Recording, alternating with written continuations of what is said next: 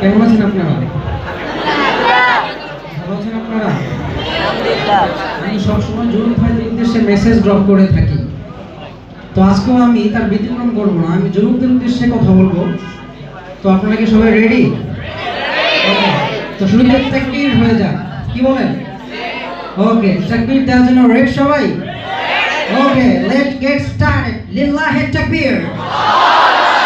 হয়নি, আরো জোরে কাঁপাতে হবে, বলেন লিল্লাহি তাকবীর।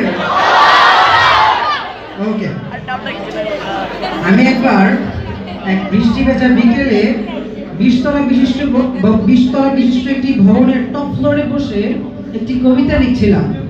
ইন দ্য মিড টাইম আমার পিএস এসে আমাকে বলল, হুজুর আপনি কি করছেন? আমি বললাম কবিতা লিখছি। তখন আমার পিএস আমাকে বলল, হুজুর আপনি কবিতা লিখছেন, অথচ বাংলার যুব সমাজ ধ্বংস হয়ে যাচ্ছে। আপনার উচিত ইমিডিয়েটলি বাংলার যুব সমাজের উদ্দেশ্যে কিছু মেসেজ ড্রপ করা। সেজন্য আমি আমার যুব সমাজের উদ্দেশ্যে কিছু মেসেজ ড্রপ করতে চাই। ফার্স্ট অফ অল আমি যে কথাটি বলতে চাই সেটি হচ্ছে, নোরা ফাতেহি তার হাজবেন্ড হিসেবে এমন একজনকে প্রেফার করে যে আল্লাহ তাআলাকে ভয় করে। আর আল্লাহ হাবিব সাল্লাল্লাহু আলাইহি ওয়াসাল্লাম এটাই বলেছেন, ফাদফা বিযাতিদ দ্বীন তারিবাত ইয়াদাক। সেজন্য নোরা ফাতেহির কাছে আমার অ্যাডভাইস থাকবে, সেজন্য একজন ভালো হুজুরকে বিয়ে করে দিনদার হয়ে যায়। সুবহানাল্লাহ পড়ে। প্রিয় ভাইরা আমার, এই তো কিছুদিন পূর্বে বৃষ্টি হচ্ছিল।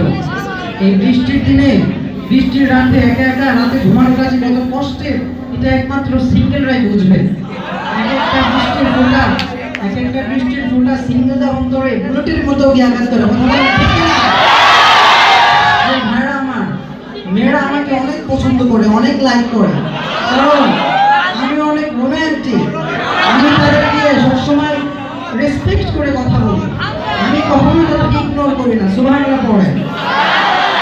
তোমার গার্লফ্রেন্ড যদি এসএসসি এক্সামিনেশনে ফেল করে, ইমিডিয়েটলি তাকে একটা মেসেজ ড্রপ করো এবং তাকে বলো স্ট্রেট ফরওয়ার্ড সে যেন তার বাবাকে বলে, ড্যাডি আমি একটা ছেলেকে লাইক করি, বিয়ে দিয়ে দাও, সুখের সংসার করি। সুবহানাল্লাহ পড়ে। কেননা রেজাল্ট কখনো ফিউচারকে ডিফার করে না। ক্যাটরিনা কাইফ তিনি কখনো স্কুলেই যাননি। প্রিয়াঙ্কা চোপড়া, অ্যাস্টেরিয়া রায়, মিস ইউনিভার্স, দীপিকা পাড়ুকোন তার সকলেই ছিলেন কলেজ